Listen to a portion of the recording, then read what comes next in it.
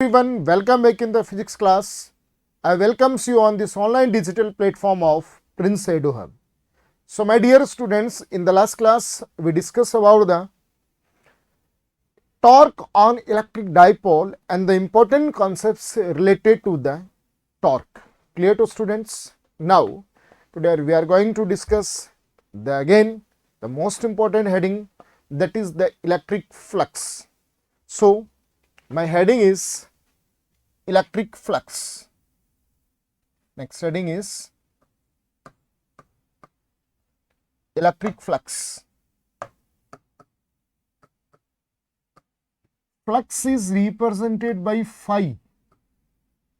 Flux is represented by phi and electric means phi E. चलिए अब इसको बड़े ध्यान से समझिए बेटा, इस पर क्वेश्चन कैसे आते हैं वो भी मैं आपको यहां पर बताने वाला हूं। ऑल इंडिया सीबीएसई 2020 ने जो क्वेश्चन पूछा था वो भी अपन यहां पर बात करेंगे, फिर उसके अपन बात करेंगे उसके आगे के नेक्स्ट एग्जांपल जिस पर बेस्ट कैसे से होते हैं, ये सारी डिस्कस आज अपन करने वाले हैं। तो यहां से सुनिए, देखिए एक वर्ड यहां पर आपको मिला flux. Flux, what is the mean by flux? Flux means some kind of flow.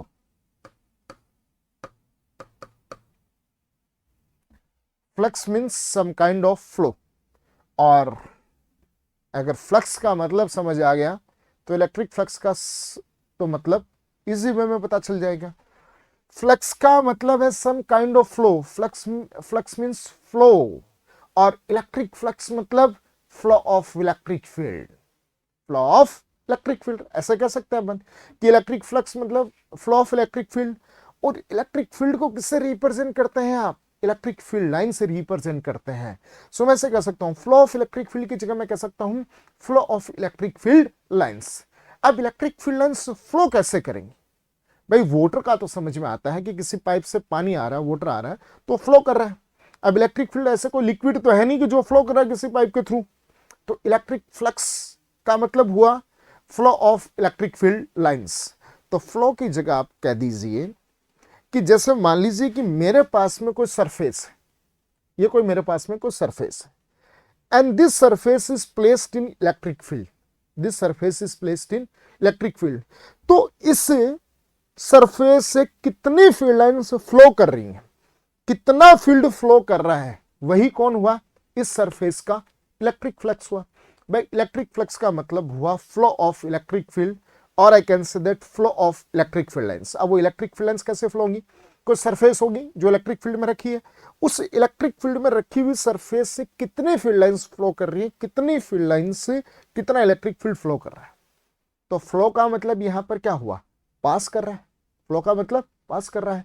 तो किसी इलेक्ट्रिक फील्ड में रखी हुई सरफेस से कितनी इलेक्ट्रिक फील्ड लाइंस पास हो रही हैं, that is said to be electric flux.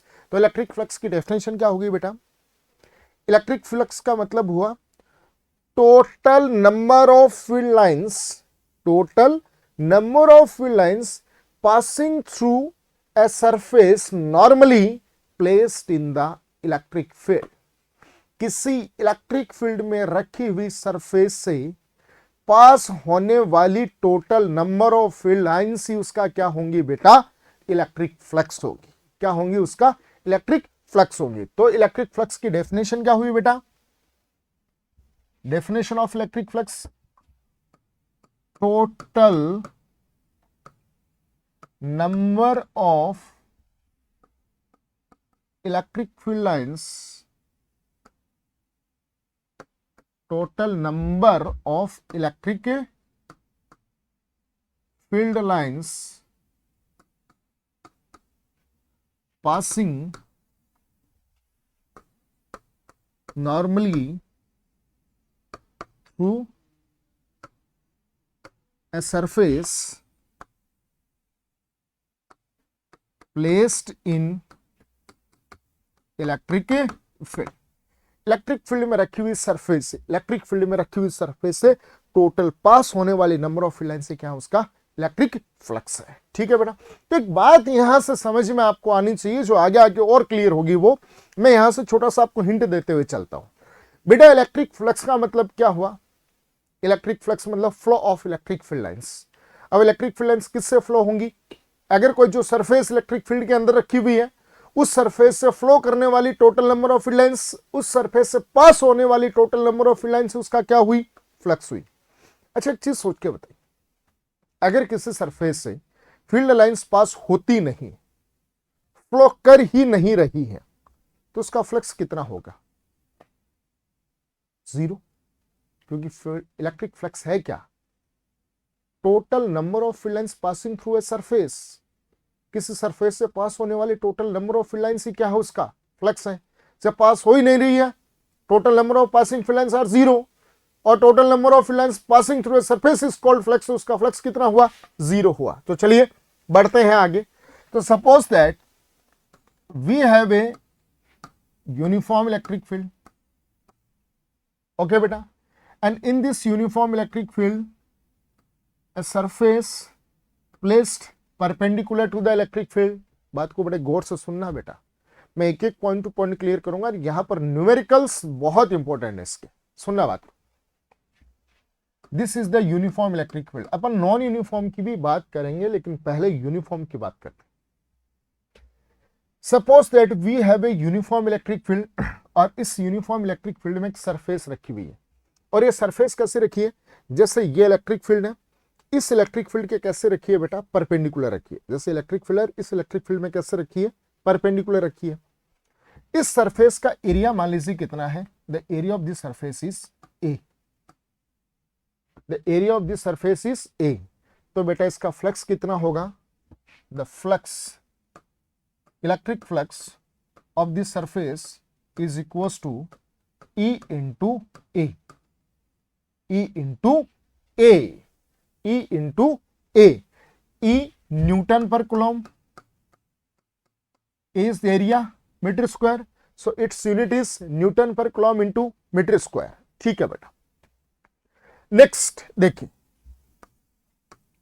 Next देखना, बड़े गौर से सुनना इस चीज को। Next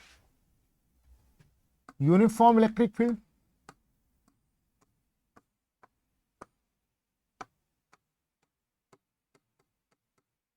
the surface is placed like this। the surface is placed like this। अब इसका फ्लक्स कितना होगा? अब इसका फ्लक्स कितना होगा? तो सुनिए बात को, जैसे कैसे रखी हुई, ये ऐसे इलेक्ट्रिक फील्ड है, इसमें पहले सरफेस कैसे रखी हुई थी? ऐसे रखी हुई थी, परपेंडिकुलर रखी हुई थी ऐसे। तो इस परपेंडिकुलर सरफेस का एरिया मैंने कितना अज्यूम किया था? Area is a, electric field से। अगर कोई सरफेस इलेक्ट्रिक फील्ड के परपेंडिकुलर रखी है, तो उस सरफेस से पास होने वाली total number of field line से क्या है? उसका इलेक्ट्रिक फ्लक्स है। और इलेक्ट्रिक फ्लक्स का फॉर्मूला क्या होगा? Electric flux is equals to electric field into area, E into A. लेकिन क्या जरूरी है कि हर बार जो सरफेस है वो इलेक्ट्रिक फील्ड के परपेंडिकुलर ही हो सकता है वो जो सरफेस है जो परपेंडिकुलर थी, जो परपेंडिकुलर थी, ऐसे थी बेटा, ऐसे थी परपेंडिकुलर। कोई जरूरी है क्या ये परपेंडिकुलर ही हो इलेक्ट्रिक फील्ड के? ये हो सकता है कुछ ऐसे हो। देखिए ये सरफेस ऐसी थी, परपेंडिकुलर है, लेकिन क्या जरूरी है कि परपेंडिकुलर हो? ये ऐसे भी हो सकती है। क्या इस सिचुएशन में भी इससे फील्ड लाइंस पास होंगी बेटा? जी बिल्कुल पास होंगी। हाँ, ये मैं मानता हूं कि इस केस में जब परपेंडिकुलर थी तो इससे मैक्सिमम फील्ड लाइंस पास हो रही थी, मैक्सिमम फील्ड लाइंस पास हो रही थी। लेकिन ऐसे थोड़ा सा इसको मैंने टिल्ट कर दिया, तो इससे पास होने वाली जो फील्ड लाइंस है वो थोड़ी कम होगी, लेकिन फील्ड लाइंस तो पास होंगी। और अगर किसी सरफेस से फील्ड लाइंस पास होती हैं तो उसका फ्लक्स तो डेफिनेटली होगा। अब इसका मैं फ्लक्स कैसे निकालूंगा वो सुन। तो यहां पर फ्लक्स निकालने के लिए एक वर्ड आता है एरिया वेक्टर। क्या आता है बेटा? Area vector. अब दिमाग में ये बात आती है, किन के आती है वो भी मैं बताता हूं, बायो स्टूडेंट्स के नहीं, मैथ्स स्टूडेंट्स के, कि सर हमने तो मैथ्स में ये पढ़ा है कि एरिया तो स्केलर होता है। रेक्टेंगल का करते हैं आप, ट्राइंगल का एरिया कैलकुलेट करते हैं, स्क्वायर का एरिया कैलकुलेट करते हैं, तो सर एरिया तो जो होता है वो स्केलर होता है। लेकिन यहां पर आप बता रहे हैं कि एरिया वेक्टर होता है। जी हाँ, यहां पर जो अपने पास में जो होगा वो एरिया वेक्टर होगा। और वेक्टर होगा इसका मतलब एरिया जो वेक्टर होगा उसके पास में क्या क्या होगा, magnitude plus direction, magnitude plus direction होगा। तो मैग्नीट्यूड निकालना तो मेरे लिए कोई इशू नहीं है बेटा, तो मैग्नीट्यूड तो मैं निकाल सकता हूं। जैसे ये रेक्टेंगल है तो L इंटू बी करके इसका एरिया तो मेरे पास में आ जाएगा 2 metre square, 10 metre square, 50 metre square, जो भी होगा एरिया तो मेरे पास में आ जाएगा। लेकिन डायरेक्शन कैसे निकालू एरिया वेक्टर की, तो एरिया वेक्टर की डायरेक्शन कैसी होगी ये सुनना था। Always perpendicular to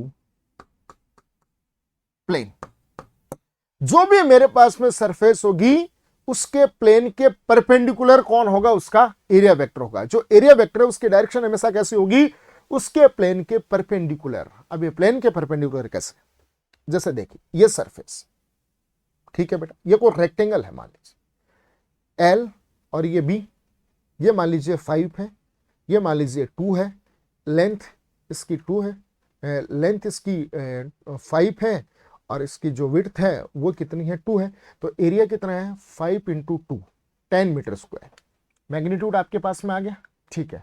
direction, direction कैसे निकालोगे हमेशा, ऑलवेज परपेंडिकुलर टू प्लेन। इसका प्लेन कौन सा है, ये सरफेस है तो इसका प्लेन ये वाला हुआ, इसके प्लेन के परपेंडिकुलर। ये ऐसे रखी है तो इसका प्लेन कौन सा हुआ, ये वाला, इसके प्लेन के परपेंडिकुलर। ये ऐसे रखी है तो इसके प्लेन के परपेंडिकुलर इधर, ऐसे रखी है तो इसके प्लेन के परपेंडिकुलर इधर।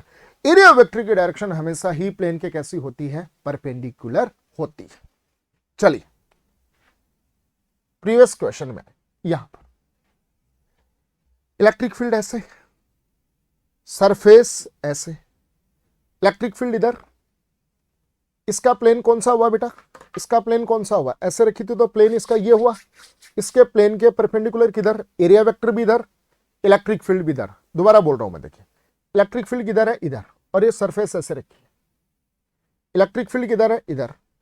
इस सरफेस का जो प्लेन होगा कौन सा होगा, ये वाला होगा, तो प्लेन के परपेंडिकुलर बाहर, एरिया वेक्टर भी इधर, इलेक्ट्रिक फील्ड भी इधर। एंगल कितना बना दोनों के बीच में, 0 डिग्री। तो आपने डायरेक्टली लिख दिया phi equals to E into A. लेकिन क्या यहां पर जो एरिया वेक्टर है क्या वो इलेक्ट्रिक फील्ड की डायरेक्शन में है, जी नहीं। कैसे है, अब इसको समझना, ये समझ आ गया तो आपको बहुत सारी चीजें समझ आ जाए। ये सरफेस ऐसे और ये कौन है बेटा, इलेक्ट्रिक फील्ड। देखो मैं समझाता, ये ऐसे, this is your electric field, ठीक है बेटा, इलेक्ट्रिक फील्ड इधर है। अब इस कौन सी सिचुएशन है, ये तो परपेंडिकुलर सिचुएशन है, तो इसका प्लेन ये, तो इसका एरिया वेक्टर इधर।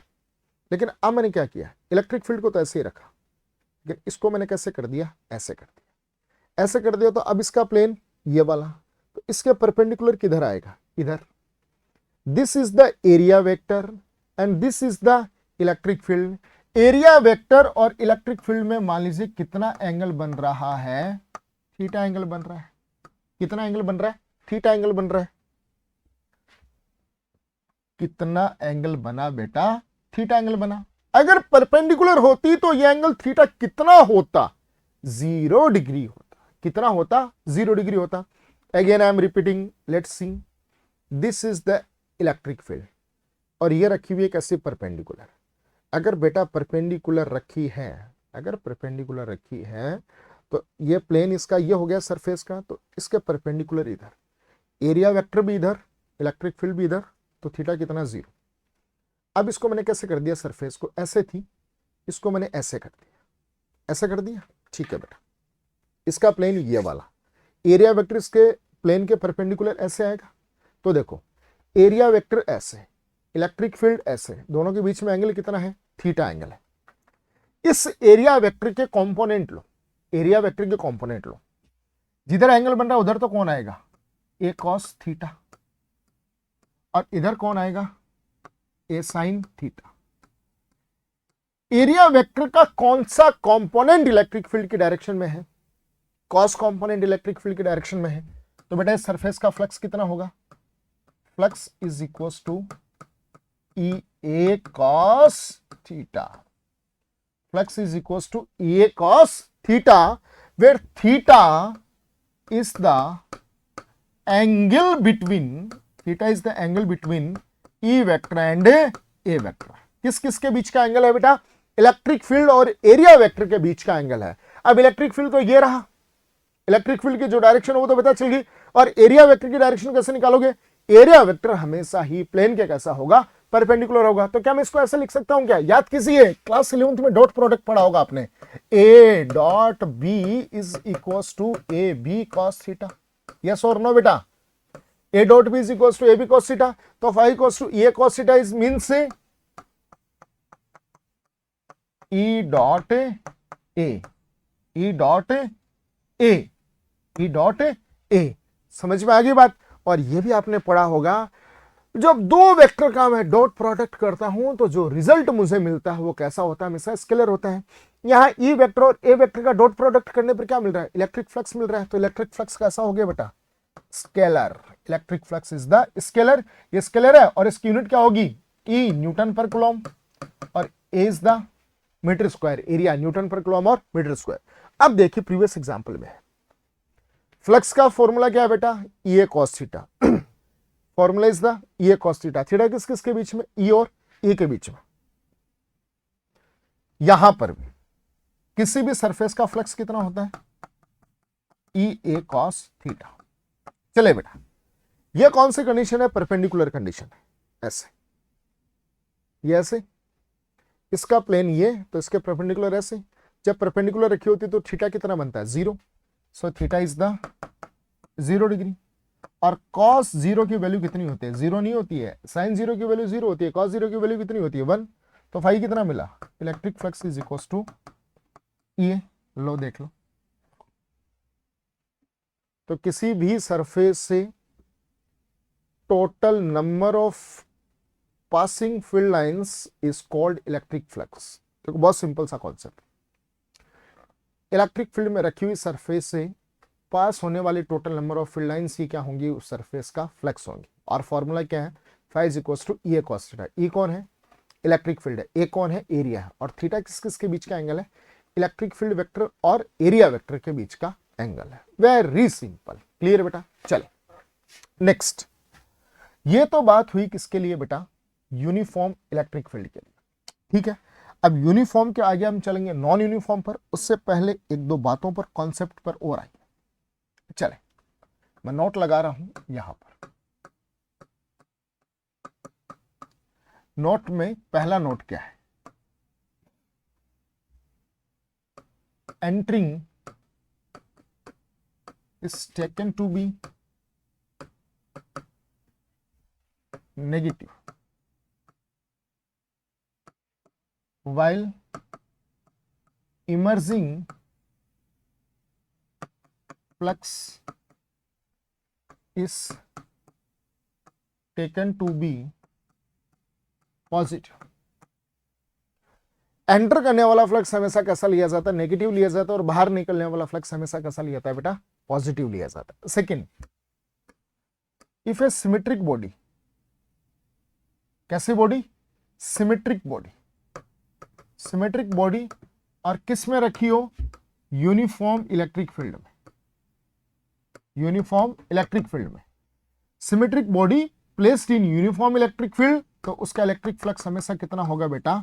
0 होगा। When a symmetric body is placed in uniform electric field, then flux of that symmetric body will be 0। अब इन दोनों नोट्स को मैं 1 बाई 1 क्लियर करता हूं। चलिए बेटा, आप फ्लक्स को मैं अच्छे से समझा भी देता हूं। यहां पर एग्जाम्पल देखिए। Suppose that we have a cylinder, ठीक है बेटा, ये सिलेंडर अपने पास में है। The area of the cylinder is a, is placed in uniform electric field. We have a cylinder of length L, मान लो, कोई फर्क नहीं पड़ेगा उससे, मानो चाहे नहीं मानो। एरिया कितना है? ए है। इस placed in uniform electric field, और इलेक्ट्रिक फील्ड की जो डायरेक्शन हो किधर है बेटा? इधर। ठीक है, इसका मतलब क्या होगा? ऐसे एक सिलेंडर अपने पास में है ऐसे, और एक इसमें रखा है यूनिफॉर्म इलेक्ट्रिक फील्ड, और इलेक्ट्रिक फील्ड कैसे है? ऐसे। Find the flux of this cylinder. Find the flux of this cylinder. इस सिलेंडर का फ्लक्स मुझे कैलकुलेट करना है। आओ स्टेप बाय स्टेप। फ्लक्स उसी का होगा जिससे फील्ड लाइंस पास होंगे। ठीक है बेटा, ये बात क्लियर है। क्यों? इलेक्ट्रिक फ्लक्स की डेफिनेशन क्या होती है? किसी सरफेस से पास होने वाली total number of field line से क्या है, उसका फ्लक्स है। अगर किसी सरफेस से फील्ड लाइंस पास ही नहीं हुई तो उसका फ्लक्स भी नहीं होगा। चले दूसरी चीज, एंट्रिंग फ्लक्स कैसा होता है? नेगेटिव। और इमर्जिंग फ्लक्स कैसा होता है? पॉजिटिव। इस नोट को तो मैं बाद में वेरीफाई करूंगा, पहले अपन पूरे मेथड से कैलकुलेट करते हैं। समझ, इलेक्ट्रिक फील्ड ऐसे है, इसका मतलब क्या हुआ? इधर से तो इलेक्ट्रिक फील्ड एंटर कर रहा है और ऐसे इलेक्ट्रिक फील्ड यहां से बाहर निकल रहा है। ठीक है बेटा, चलिए इस सिलेंडर, ये सिलेंडर रखा कैसे है? ऐसे रखा है। ये सिलेंडर ही है बेटा, ऐसे रखा है। चलिए आपके सामने एक सर्कुलर एरिया है, ऐसे इलेक्ट्रिक फील्ड है, ऐसे देखो ये इलेक्ट्रिक फील्ड है। ये क्या सर्कुलर एरिया से इलेक्ट्रिक फील्ड लाइंस पास होंगी? जी बिल्कुल पास होंगी। कैसे बाहर निकलेंगी? जी बाहर निकलेंगी इस कर्व्ड एरिया से। सुनना बात को, ये जो कर्व्ड एरिया है इससे कितनी फील्ड लाइंस पास होंगी? जीरो। यहां से पास थोड़ी हो रही है फील्ड लाइंस। फील्ड लाइंस तो इसे क्या करती हुई जा रही है? टच करती हुई जा रही है। देखो ऐसे ही है, ऐसे है, सारी फील्ड लाइंस क्या कर रही है? इसे कर्व्ड को तो टच कर रही है, पास नहीं हो रही है। और टच वाली लाइन डेफिनेशन में नहीं थी, टच नहीं पास होनी चाहिए, जिससे पास होंगी उसका फ्लक्स होगा। तो यहां तो टच कर रही है, तो इसका कर्व्ड का तो फ्लक्स कितना हो गया है? जीरो। चल, सरफेस 1, कर्व्ड सरफेस 2 और ये सर्कुलर सरफेस 3, तो इस कर्व्ड का तो फ्लक्स कितना हुआ? जीरो। इसको आप नंबर 1 कह दीजिए, इसको आप नंबर 2 कह दीजिए। पहली वाली का फ्लक्स निकालो। वह फ्लक्स क्या स्केलर है ना, तो सरफेस 1 का और सरफेस 2 का निकाल लो और दोनों को ऐड कर लो तो टोटल फ्लक्स आ जाएगा। स्केलर का तो पता ही कैसे, flux is equals to phi is equals to E A cos theta. तो देखो 2 से पास हो रही है तो इनका तो फ्लक्स होगा और इसका फ्लक्स होगा नहीं, और फ्लक्स होगा तो उसका निकालूंगा कैसे? Phi is equals to E cos theta. First वाली सरफेस का phi 1 is equals to E A, electric field कितना है? ई, एरिया कितना है इसका? A into cos theta. Theta किस किस के बीच का? ई और ए के बीच का।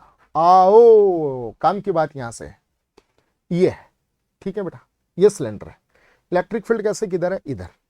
इसका प्लेन कौन सा है? ये वाला। इसका प्लेन कौन सा है? ये वाला।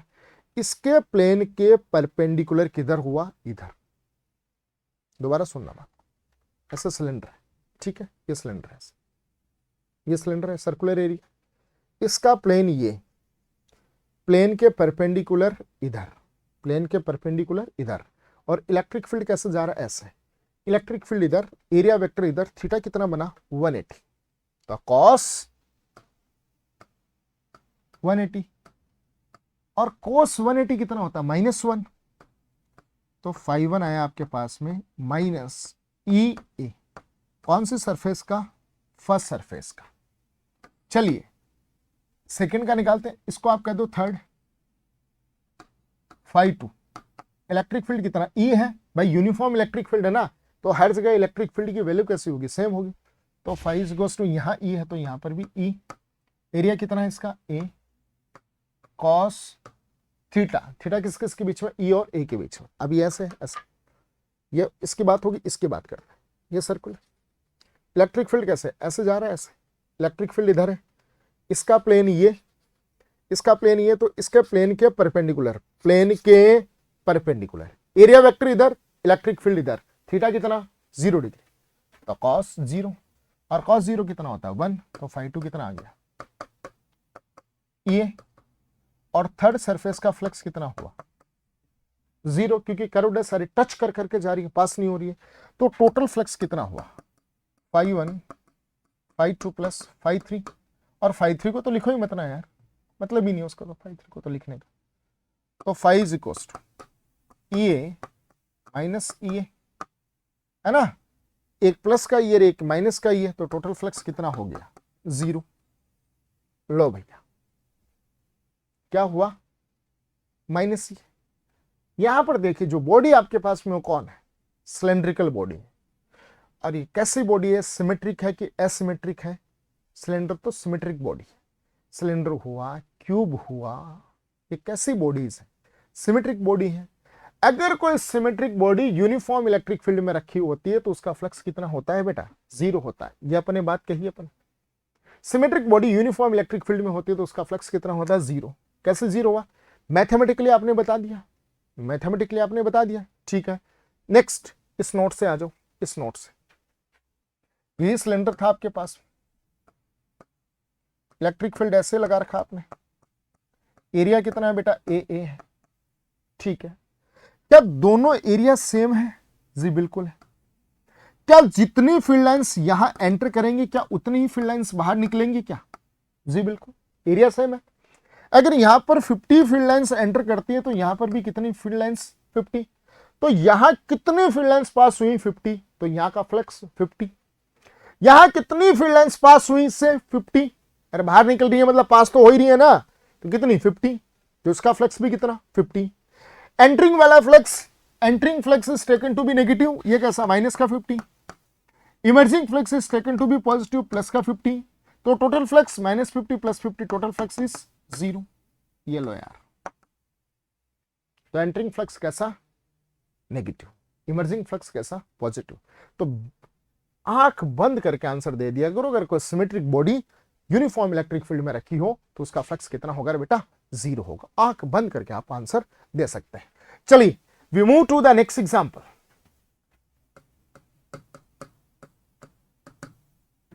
Suppose that we have a cube,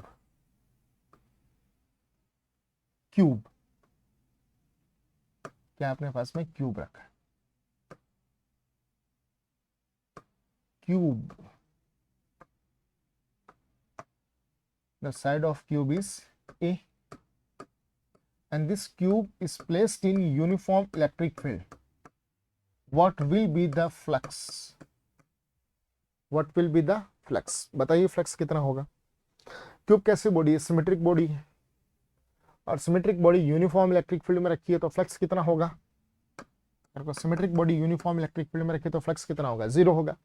चलिए मैं आपको एक तो सीधे तरीके से बता दिया मैंने आपको, दूसरा पूरा मैथमेटिकल प्रोसेस से बताऊंगा, तीसरा एंट्रिंग और इमर्जिंग वाले से बताऊंगा। तीनों तरीके से बताऊंगा मैं आपको, आंसर भी 10 से।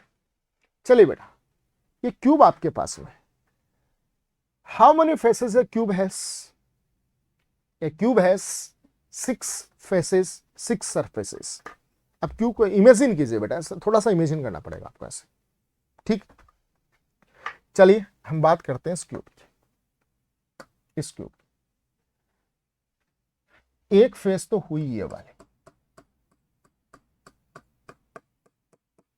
ठीक है। एक फेस हुआ ये वाला,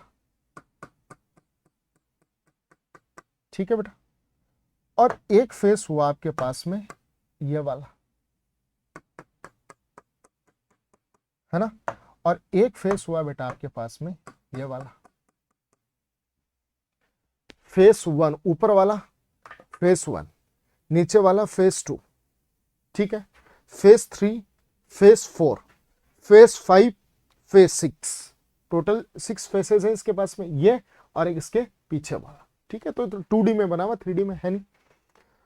अब सोचो, मुझे इसका फ्लक्स निकालना है। फ्लक्स उस सरफेस का होगा जिससे फील्ड लाइंस पास होंगी, और फील्ड लाइंस उससे पास होंगी जो ऐसे होगी इलेक्ट्रिक फील्ड के, क्योंकि ऐसे हुई उससे तो फील्ड लाइंस टच करके जाएंगी, और जो टच करके जाएंगी उसका फ्लक्स हमेशा कितना होगा? 0 होगा, ठीक है बेटा।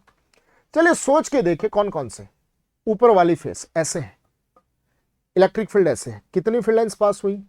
0, टच करके जा रही है, तो इसका फ्लक्स भी नहीं हो सकता। ठीक ऐसे ही नीचे वाली ऐसे है, नीचे वाली है, इससे कितनी फील्ड लाइंस पास हुई? ऐसे इलेक्ट्रिक फील्ड है ना, ऐसे कितनी? 0, नहीं हो सकता, ठीक है बेटा। तो मैंने कौन कौन सी की बात कर ली? इन दो की बात कर ली, ठीक है। अभी दो ऐसे हैं, ऐसे दो ये वाली, इनसे कितनी फील्ड लाइंस पास होंगी? सर दिख रहा है यहां पे तो साफ साफ, ये तो टच करते हुए जा रही है, तो इनका भी कितना? 0। देखो इनकी बात होगी, इनकी बात होगी, अब ये बची, ऐसे हैं दोनों, ये ऐसे हैं, इलेक्ट्रिक फील्ड, सर इनसे तो पास हो रही है, ये तो परपेंडिकुलर है, तो भैया फ्लक्स भी इन्हीं का ही होगा। इसका मतलब एक तो फ्लक्स होगा इसका और एक फ्लक्स होगा इसका। जो इलेक्ट्रिक फील्ड के परपेंडिकुलर है उनसे फील्ड लाइंस पास होंगी तो उनका तो फ्लक्स होगा और का फ्लक्स नहीं होगा। तो चलिए भैया इसका कैलकुलेट करिए, वन का कैलकुलेट करें, टोटल फ्लक्स कैसे निकालोगे, फाइव वन फर्स्ट सरफेस का और सेकंड का, five one plus five two, तो फाइव वन निकालो यार। E electric field, E area निकाल सकते हैं क्या, अरे सर साइड ए है, एरिया कितना आ जाएगा ए स्क्वायर इंटू कॉस थीटा। देखो ऐसे ये वाली ऐसे सरफेस ऐसे, ये इलेक्ट्रिक फील्ड ऐसे है, इसका प्लेन ये है, तो पर प्लेन के परपेंडिकुलर इधर, प्लेन के परपेंडिकुलर इधर, एरिया वेक्टर इधर, इलेक्ट्रिक फील्ड इधर, कॉस 180, कॉस 180 कितना होता है, कॉस 180, चलिए मैं लिख देता हूं कॉस 180, कॉस 180 कितना होता है -1, तो 5 1 कितना आ गया minus E A square, minus E A square, और किसका 5 2 का, 5 2 is equal to E, area कितना होगा, साइड ए है तो इसका ए स्क्वायर, कॉस देखो इधर ये वाली फेस ऐसे ऐसे ऐसे फेस है, इसका प्लेन ये, एरिया वेक्टर प्लेन के परपेंडिकुलर है, अरे यार ये प्लेन है ऐसे है, इसका प्लेन ये वाला ही तो हुआ ना, इसके प्लेन के परपेंडिकुलर इधर, इलेक्ट्रिक फील्ड इधर, कॉस 0, कॉस 0 कितना 1, तो 5 2 कितना आ गया प्लस ई ए स्क्वायर, देख लो यार बताने की जरूरत है क्या, minus E A square plus E A square, तो टोटल फ्लक्स कितना 0। एक तो सबसे पहले ये बता दिया symmetric bodies placed in uniform electric field the flux will be 0, एक मैंने ये बता दिया, ठीक है। दूसरा क्या, इसका एरिया कितना है ए स्क्वायर, इसका एरिया और ये क्या एरिया दोनों सेम है क्या, जी बिल्कुल ये दोनों सेम एरिया है, जितनी फील्ड लाइंस एंटर करेंगी उतनी ही फील्ड लाइंस तो बाहर निकलेंगी यार, एंटर करने वाला नेगेटिव, मान लीजिए 100 एंटर करनी है तो -100, और इससे 100 बाहर निकलनी है तो प्लस के 100, तो टोटल कितना हुआ रे 0, टोटल कितना हुआ 0, बात समझ में आ गई। चलिए इस पर बेस्ड मोर एक बहुत प्यारा सा एग्जाम्पल करवाता हूं, एनसीईआरटी का एग्जाम्पल मैं आपको करवा देता हूं। Next question, find flux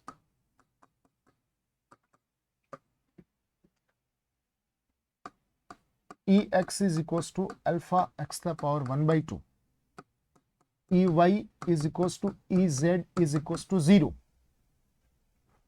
clear. और ये x axis, y axis,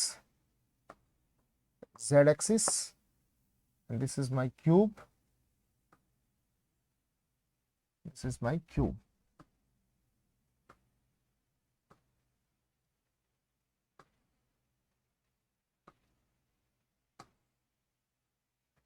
clear, origin this is A, the side of cube is also A, find the electric flux।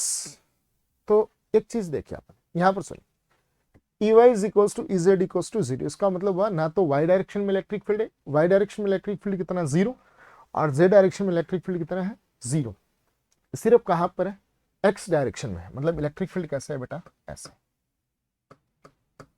सिर्फ x डायरेक्शन में, और कितना है alpha x the power 1/2, alpha is the constant, alpha कौन है बेटा constant, alpha कौन है कांस्टेंट। बताइए इलेक्ट्रिक फ्लक्स कितना होगा, दिमाग में आता है sir symmetric body placed in uniform electric field the flux will be 0, ना ना ना ना ना ना, इलेक्ट्रिक फील्ड यूनिफॉर्म नहीं है, इलेक्ट्रिक फील्ड के पता तो है भाई, है तो सिर्फ एक्स एक्सिस में, लेकिन एक्स वाले फॉर्मूले में कौन आ रहा है अल्फा कांस्टेंट है, चलो कोई दिक्कत नहीं है, लेकिन और कौन आ रहा है एक्स आ रहा है, और एक्स पता कौन है फेस की ओरिजिन से डिस्टेंस, फेस की ओरिजिन से डिस्टेंस, बात को मेरी गौर से पकड़िए थोड़ा। चलो एक चीज बताओ पहले तो, इसका फ्लक्स में निकाल सकता हूं, अरे भाई 0 आएगा नॉन 0 आएगा वो तो आगे की बात है, लेकिन पहले दिमाग में ये तो आए कि फ्लक्स कौन कौन सी फेस का होगा, सर उसी का होगा जिससे फील्ड लाइंस पास होंगी, और फील्ड लाइंस उसी से पास होंगी जो परपेंडिकुलर होगी। क्लियर है बेटा? ठीक है भैया, तो मुझे पता चल गया एक तो इसका यही है परपेंडिकुलर, और एक ही इसको मैं कह दूं लेफ्ट, इसका लेफ्ट और इसका राइट, फाई राइट। तो टोटल फ्लक्स कैसे आ जाएगा? लेफ्ट का निकाल लो और राइट का निकाल लो और दोनों को ऐड कर लो, phi left plus phi right. ठीक है, लेकिन अगर ये यूनिफॉर्म होता तो इसका जीरो आता, मुझे देखने की जरूरत ही नहीं थी, बॉडी सिमेट्रिक है। लेकिन भैया यहां पर ई यूनिफॉर्म नहीं है। देखो इस फेस के लिए ऑरिजिन से डिस्टेंस कितनी है? ए है, और ये एक्स कौन है इस फॉर्मूले में? फेस की ऑरिजिन से डिस्टेंस। तो लेफ्ट सरफेस के लिए जो एक्स की वैल्यू हो वो कितनी है? ए। और ये कौन सी? राइट है। इस राइट के लिए जो इस राइट फेस के लिए ओरिजिन से डिस्टेंस कितनी होगी? ए प्लस ए कितनी? 2a। तो बेटा राइट के लिए जो एक्स की डिस्टेंस है वो कितनी होगी? 2a। ए बार तो एक्स की जगह ए रखो तो लेफ्ट सरफेस के लिए इलेक्ट्रिक फील्ड आ गया, एक बार एक्स की जगह 2a रखो तो राइट सरफेस के लिए इलेक्ट्रिक फील्ड आ गया। क्या इलेक्ट्रिक फील्ड सेम है क्या? जी नहीं। जब सेम नहीं है यार तो फिर आप कैसे कह सकते हैं जीरो होगा? हाँ, एरिया इसकी साइड ए है तो इसका ए स्क्वायर होगा, इसका भी ए स्क्वायर होगा, लेकिन ई लेफ्ट और ई राइट सेम थोड़ी है। जी नहीं, वहां तो यूनिफॉर्म था, तो इसके लिए भी ई था और इसके लिए भी ई था, तब जीरो आ रहा था। चले निकालें। Phi left is equal to E A cos theta. Phi left E कितना है? Alpha x the power 1/2। Area कितना होगा? ए स्क्वायर। और कॉस कितना होगा? 180 होगा ना मेरे बेटे? कॉस कितना होगा? 180। देखो ये ऐसे है, ऐसे ऐसे, इसका प्लेन ये है। एरिया वेक्टर इधर, इलेक्ट्रिक फील्ड किधर लगा रखा है? एक्स एक्सिस में, तो इलेक्ट्रिक फील्ड इधर, एरिया वेक्टर इधर, कॉस 180। और यार एंटरिंग तो सीधा लिख दिया करो आप, नेगेटिव होगा। जो एंटर कर रहा हो कैसा होगा? नेगेटिव होगा। तो कॉस 180 की जगह सीधा -1 लगा दिया करो। चलिए, फाई लेफ्ट अल्फा, बेटा एक्स कितना है? ए द पावर 1/2। एक्स कितना है? अरे भैया लेफ्ट सरफेस के लिए एक्स कितना है? ए है, और ए स्क्वायर, और कॉस 180 कितना? माइनस। तो phi left is equal to minus alpha A the power 1/2, और ए द पावर 2 जब बेस सेम होते तो पावर ऐड हो जाती है। 2 + 1/2 कितना हुआ? 5/2, ए द पावर 5/2। ये लेफ्ट सरफेस का आ गया। नेक्स्ट, सिमिलरली किसका निकालूंगा भैया मैं? राइट का। Phi right E A cos theta, phi right alpha x the power 1/2। Area तो कितना? ए स्क्वायर ही होना है, और कॉस कितना आना है? 0 आना। बार बार नहीं बताऊंगा रे बेटा। देखो इसका ये हुआ, ये एरिया वेक्टर इधर, इलेक्ट्रिक फील्ड भी इधर, कॉस 0। ठीक है बेटा, यहां ए कितना हुआ? तो देखिए बेटा, phi right is equal to alpha. बेटा एक्स कितना हुआ? राइट सरफेस के लिए एक्स कितना है? एक्स कितना है बेटा? अल्फा। एक्स कितना? 2a है, 2a the power 1/2 A square, और cos 0 + 1। तो देखो फाई राइट 2 द पावर 1/2 कितना हुआ? √2 alpha A the power 1/2, A the power 1/2 और ए द पावर 2 बेस सेम तो पावर ऐड हो जाएगी, ए द पावर 5/2। अब देख लो यार, ये सेम नहीं है इसीलिए दोनों का फाई सेम नहीं आ रहा। तो टोटल फाई कितना हो गया? Phi right plus phi left. रहा या ना? यस और नो? बोलो, सही है ना बात? तो चलिए आगे बढ़ते हैं। तो phi is equal to, phi right कितना है? √2 alpha A the power 5/2 minus minus minus minus alpha A the power 5/2। बेटा कॉमन क्या आ रहा है? Alpha A the power 5/2 common आ रहा है, तो √2 - 1। This is your total flux. इसलिए थोड़ा ध्यान रखना बेटा, कहीं गड़बड़ ना हो जाए आपके साथ में। समझ में आई बेटा? तो ये बहुत सारी छोटी छोटी चीजें हैं जो आपको देखनी होती है कि टोटल फ्लक्स कितना है, कैसे कैलकुलेट किया जाता है। क्लियर। चलिए यहां से नेक्स्ट नॉन यूनिफॉर्म के लिए, इसके लिए नॉन यूनिफॉर्म के लिए, नॉन यूनिफॉर्म इलेक्ट्रिक फील्ड के, देखो बेटा जैसे surface and this is placed in non uniform electric field. बड़े गौर से सुनना, एक छोटे से लाइन है, नॉन यूनिफॉर्म इलेक्ट्रिक फील्ड है। अगर यूनिफॉर्म होता तो phi equals to E cos theta मैं कह देता, लेकिन अगर नॉन यूनिफॉर्म इलेक्ट्रिक फील्ड में कोई सरफेस रखी है तो उसका फ्लक्स कैसे कैलकुलेट करूंगा। सबसे पहले आप उस पर एलिमेंट अज्यूम करेंगे। क्या अज्यूम करेंगे बेटा, एक एलिमेंट, छोटा सा टुकड़ा। इस एलिमेंट का एरिया कितना है, ds। एलिमेंट का एरिया कितना है, ds। तो इस सबसे पहले छोटे से, देखो बहुत सारे एलिमेंट अज्यूम हो सकते हैं इस पर। बेटा मेरे बात को बड़े गौर से सुन, कितने एलिमेंट अज्यूम हो सकते हैं, infinite number of elements we can assume. तो अगर नॉन यूनिफॉर्म इलेक्ट्रिक फील्ड है तो आप सबसे पहले क्या अज्यूम करेंगे, एक एलिमेंट अज्यूम करेंगे। और एलिमेंट का मतलब वो छोटा सा पार्ट, तो छोटे से पार्ट का फ्लक्स कैलकुलेट करें तो छोटे से पार्ट का फ्लक्स भी कितना, D phi is equal to E D S cos theta, E D S cos theta, E D S cos theta. छोटे से पार्ट का, पूरे पार्ट का नहीं, पूरे पार्ट का तो phi equal to A cos theta कब लिख देता, जब यूनिफॉर्म होता है। तो अगर नॉन यूनिफॉर्म इलेक्ट्रिक फील्ड हो तो जो सरफेस है जिसका फ्लक्स कैलकुलेट करें उस पर छोटा सा एलिमेंट अज्यूम करें, उस एलिमेंट का छोटे से पार्ट का फ्लक्स निकालें, phi equals to E electric field ds उस छोटे से एलिमेंट का एरिया इंटू कॉस थीटा। तो डी फाई कैसे आ गया, d phi is equals to E dot ds। तो बेटा total flux phi is equals to integration of E dot ds, E dot ds। तो नॉन यूनिफॉर्म इलेक्ट्रिक फील्ड के लिए अपन क्या करेंगे, इंटीग्रेशन करके टोटल कैलकुलेशन करेंगे। समझ में आ गई बेटा बात। तो इसको कहते हैं surface integral of electric field. भाई आपने किसका कर दिया, पूरी सरफेस का। देखो पूरी सरफेस पर बहुत सारे एलिमेंट्स अज्यूम हो सकते हैं, तो पूरी सरफेस का क्या कर दिया आपने, इंटीग्रेशन कर दिया। तो इसको कहते हैं ई dot ds, integration of E dot ds को कहोगे आप surface integral of electric field, will get the flux. Clear बेटा। तो ये हो गया नॉन यूनिफॉर्म के लिए। यूनिफॉर्म के लिए अपने बात की, कैसे इस पर बेस्ट एग्जांपल आते हैं ये भी अपन ने बात की है। Next the last reading of your chapter will be discussed in the upcoming class, that is the most important, और हर साल वहां से क्वेश्चन आता है, वो डिस्कस करेंगे बेटा अपन नेक्स्ट क्लास में। Till that stay connected, be safe, thank you.